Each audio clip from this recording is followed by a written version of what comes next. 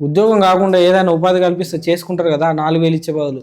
అది ఇంప్లిమెంట్ చేస్తున్నారు కదన్న. ఆల్రెడీ బయట నుంచి ఇన్వెస్ట్మెంట్స్ తీసుకుని వస్తూనే ఉన్నారు. బయట కంట్రీస్కి వెళ్తున్నారు, ఇన్వెస్ట్ చేయండి అని కూడా చెప్తున్నారు.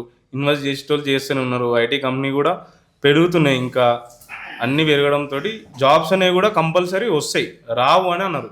ఇప్పుడు అన్ని గవర్నమెంట్ల కంటే మా గవర్నమెంట్ ఇప్పుడు ఒక రికార్డ్ అయితే పెట్టింది కదన్న. రైతు బంధు కానీ, రైతు భరోసా కానీ ఒక రికార్డ్ రాలేవు కదా ప్రజలకు, ఇంకా అందలేవు కదా. ఒకేసారి గవర్నమెంట్ వచ్చిన తర్వాత ఒకేసారి వచ్చింది కదా. ఒకేసారి వచ్చిందంటే ఇప్పుడు మన దగ్గర కూడా అందరికీ చేయాలంటే కూడా మన ఉండాలి కదా, అమౌంట్ ఉండాలి కదా. ఇప్పుడు నాకు రాబడి తెలుసు, పోబడి తెలుసు, సంపద సృష్టించడం తెలుసు అని బట్టి విక్రమార్క గారు కానీ ముఖ్యమంత్రి అనుకున్న దానికంటే ఎక్కువ మైనస్లు ఉన్నాం కాబట్టి, అప్పులలో ఉన్నాం కాబట్టి వాళ్ళు కూడా అన్నిట్లని గ్యాదర్ చేసుకోవాలి. మొత్తం బిల్స్ అన్ని తీసుకుంటున్నారు, మళ్ళీ ఏమున్నాయి ఏం లేదని అందరికీ క్లియర్ చేస్తున్నారు. బయట నుంచి అప్పులు తీసుకుని వస్తున్నారు, కడుతున్నారు, ఇంట్రెస్ట్లలో కడుతున్నారు.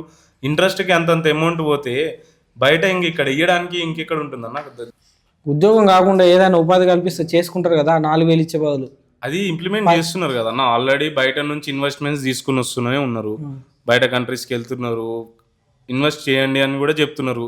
ఇన్వెస్ట్ చేసేటోళ్ళు చేస్తూనే ఉన్నారు. ఐటీ కంపెనీ కూడా పెరుగుతున్నాయి. ఇంకా అన్నీ పెరగడంతో జాబ్స్ అనేవి కూడా కంపల్సరీ వస్తాయి, రావు అని అన్నారు.